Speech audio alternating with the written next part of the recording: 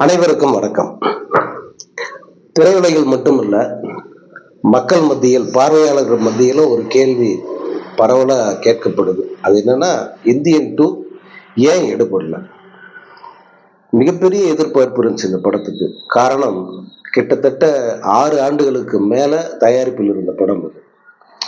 அது ஏன் இந்த 6 ஆண்டுகளை எடுத்துக்கிச்சுன்னா, அதுக்கு பல காரணங்கள். அதுல முக்கியமானது கொரோனா, அதுக்கப்புறம் 2, 3 விபத்துகள், படத்தோட பட்ஜெட்டு, இப்படி நிறைய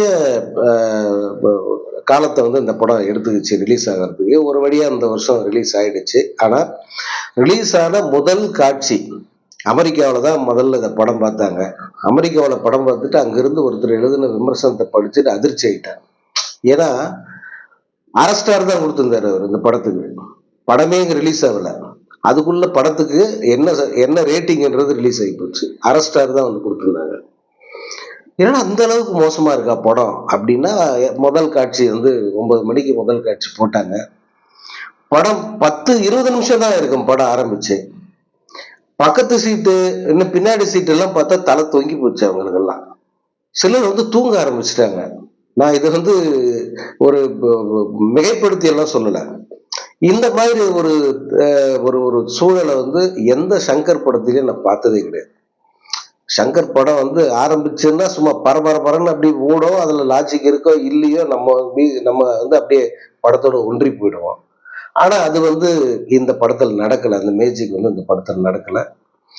அதுக்கு என்னென்ன காரணம் அப்படின்னா, நான் ஏற்கனவே பல இதுல சொல்லியிருக்கேன். அதுக்கு காரணம் என்னன்னா, இந்த திரைக்கதை. இந்த திரைக்கதை வந்து சங்கருடையது தான்.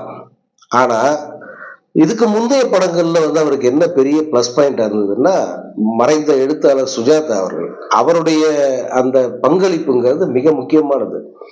அவர் சங்கர் படங்களுக்கு வசனம் எழுதினா கூட, சங்கருடைய திரைக்கதையில் முக்கியமான மாறுதல்கள் அல்லது தேவையான திருத்தங்களை வந்து அவர் செய்வாரு. அதற்கான சுதந்திரம் அவருக்கு இருந்தது. பட் நீங்க வந்து நீங்க சிவாஜி பாருங்க, எந்திரன் பாருங்க, அதுக்கு முன்னாடி நீங்க முதல்வன் பாருங்க, எல்லாத்துலயுமே வந்து படம் முழுக்க சுஜாதா தெரிவார். அது வந்து நமக்கு ஒரு அத்தனை சுவாரஸ்யமா இருக்கும். அவருடைய வசனங்களும் சரி, அந்த காட்சி அமைப்பும் சரி. இன்னும் சொல்ல போனா இந்தியன் முதல் பாகத்துல காமெடி காட்சிகள் எல்லாம் வந்து சுஜாதா அமைச்சிருப்பார். அந்த கவுண்டமணி செந்தில் காமெடி எல்லாம் வந்து சுஜாதாவோட பங்களிப்பு. அது எப்படி இருக்கு இன்னைக்கு வரைக்கும் எவர் கிரீன் காமெடி.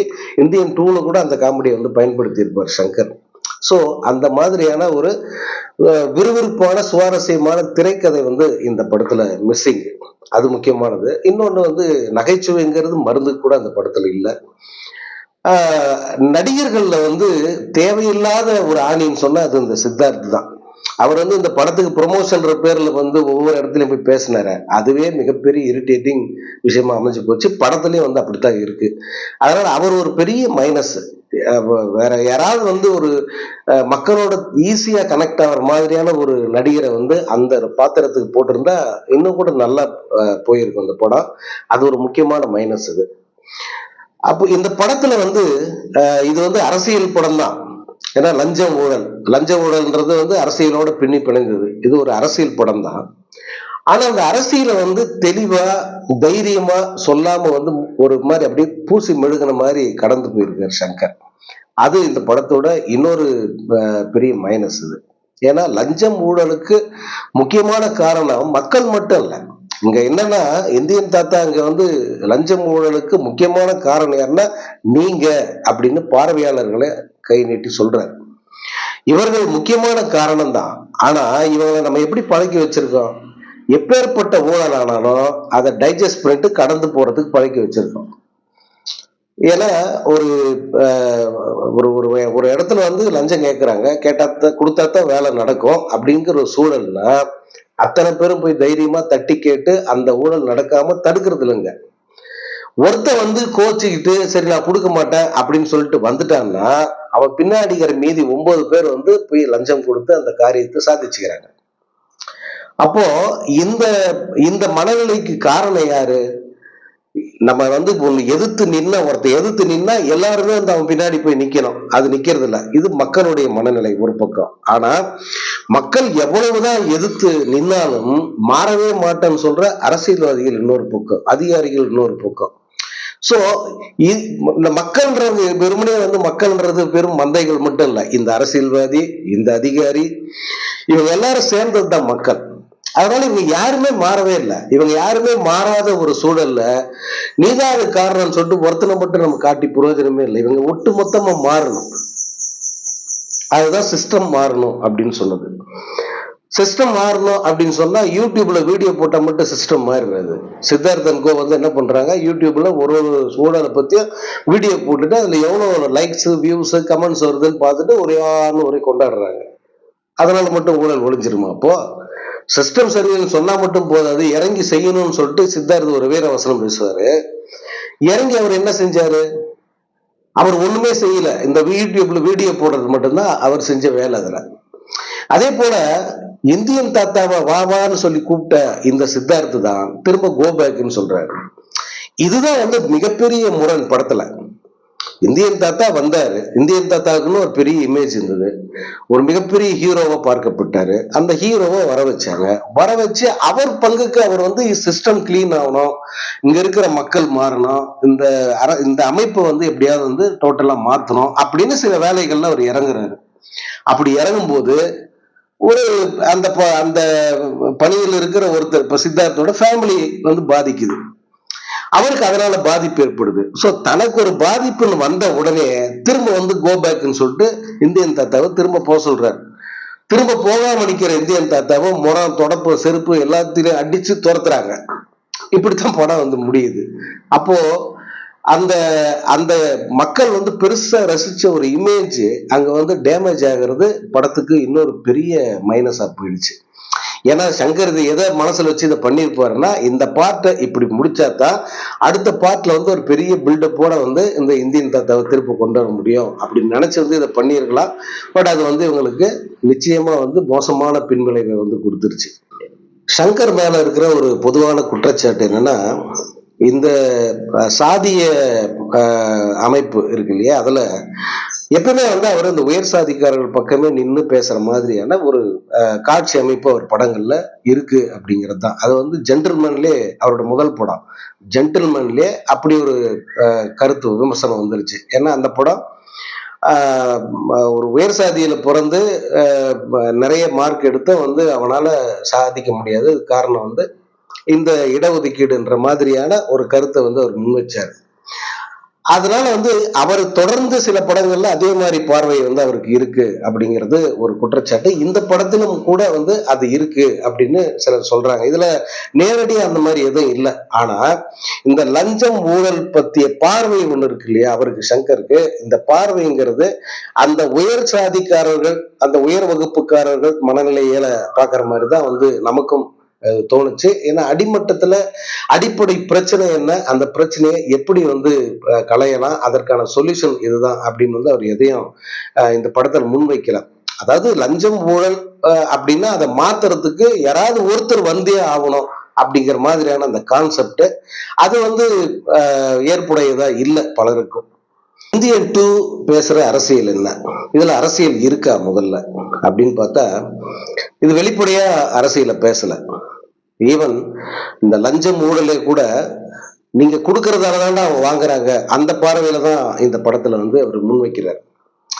இந்தியன் தாத்தாவே என்ன பண்றாருன்னா, ஒரு கட்டத்துல இல்ல, ஆரம்பத்திலே அவர் திரும்ப கம்பேக் கொடுக்கிறார் இல்லையா, அப்பயே இதற்கெல்லாம் காரணம் யாரு, நீங்க தான் முதல்ல மாறணும்னு சொல்லிட்டு மக்களை நோக்கி குறை சொல்றாங்க. மக்கள் மீதே அந்த குற்றச்சாட்டு வைக்கிறாங்க.